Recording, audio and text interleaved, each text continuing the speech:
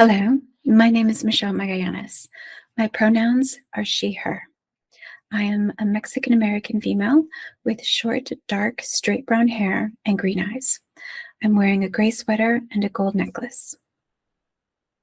When I started thinking about this, I was preparing an awesome talk about executive function and how computational thinking helps develop these critical life skills.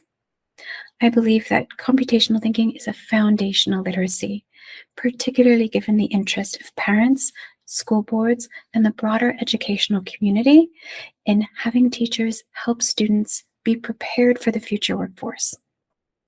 We're being asked to help students develop the skills they need to function successfully in society, personalizing their learning experience and bringing joy to education.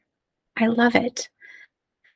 But at the same time, teachers are under threat of felony charges for doing exactly that, personalizing the learning experience for every child, particularly those of us who serve our most underrepresented students.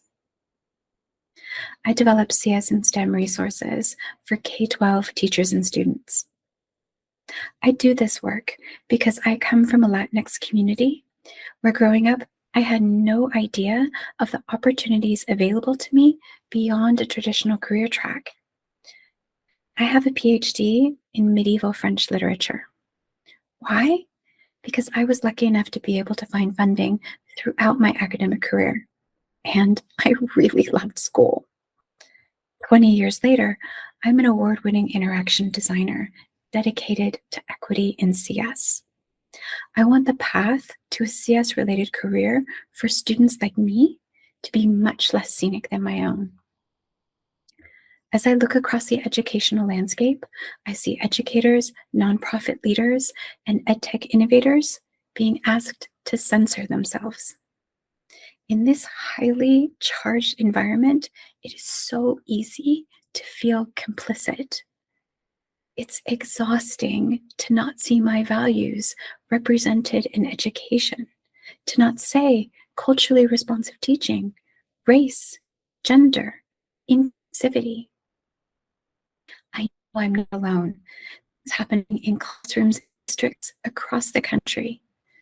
Political groups have weaponized not only words, but the core of the work that we do to personalize the learning experience for each child.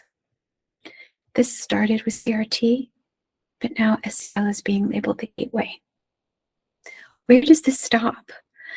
How do we remain authentic to our mission as educators when the answer proposed is silence, complicity, erasing all reference to history that makes certain people uncomfortable?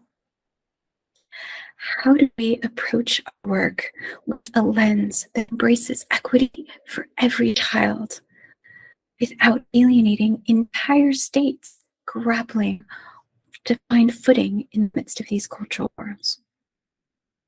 How do we remain authentic to ourselves as educators to best serve our most vulnerable students so that they become the ethical and empathetic problem solvers for our future?